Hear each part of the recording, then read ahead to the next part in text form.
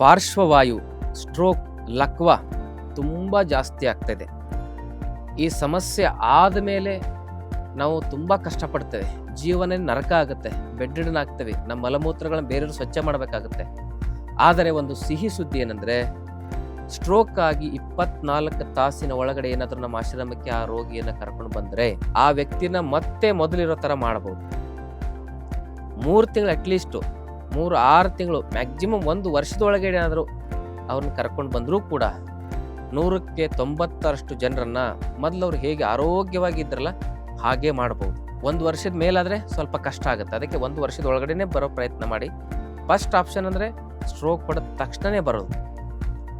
ಹಾಗೆ ಅದನ್ನು ಮಾಡೋದ್ರಿಂದ ಆ ಪಂಚಕರ್ಮ ಚಿಕಿತ್ಸೆ ಮೂಲಕ ಮುಖ್ಯವಾಗಿ ಷಷ್ಠಿಕ ಶಾಲಿಪಿಂಡ ಸ್ವೇದ, ಪತ್ರಪಿಂಡ ಸ್ವೇದ, ಬಸ್ತಿಕರ್ಮ ಚಿಕಿತ್ಸೆ, ನಸ್ಯ ಚಿಕಿತ್ಸೆ, ಶಿರೋಧಾರ ಚಿಕಿತ್ಸೆ, ಅಗ್ನಿಕರ್ಮ ಚಿಕಿತ್ಸೆ, ಹೀಗೆ ಹಲವಾರು ಆಯುರ್ವೇದ ಚಿಕಿತ್ಸೆ ಮೂಲಕ ಆ ವಾತದ ಒಂದು ಅಸಮತೋಲನವನ್ನು ಮತ್ತೆ ಸಮತೋಲನಗೊಳಿಸಿ ಆ ವಾತ ಅನುಲೋಮನವನ್ನು ಮಾಡಿ ಅಲ್ಲಾಗಿರ್ತಕ್ಕಂಥ ಹೆಮರೇಜು, ಬ್ಲಾಕೇಜು, ಮುಖ್ಯವಾಗಿ ಎಡಭಾಗದ ಮೆದುಳಿನಲ್ಲಿ ಹೆಮರೇಜ್ ಬ್ಲಾಕೇಜ್ ಆಯಿತು ಅಂತ ಹೇಳಿದ್ರೆ ಬಲಭಾಗದ ಶರೀರಕ್ಕೆ ಸ್ಟ್ರೋಕ್ ಆಗುತ್ತೆ.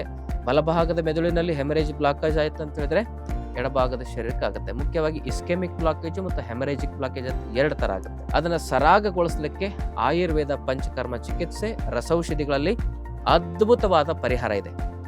ಈ ವಿಡಿಯೋನ ಎಲ್ಲರಿಗೂ ಶೇರ್ ಮಾಡಿ. 100 ಜನರ ಬದುಕಿನಲ್ಲಿ ನೀವು ಹೊಸ ಜೀವ ಚೈತನ್ಯವನ್ನು ತುಂಬುವ ಒಂದು ಪುಣ್ಯ ನಿಮಗೆ ಬರ್ತದೆ.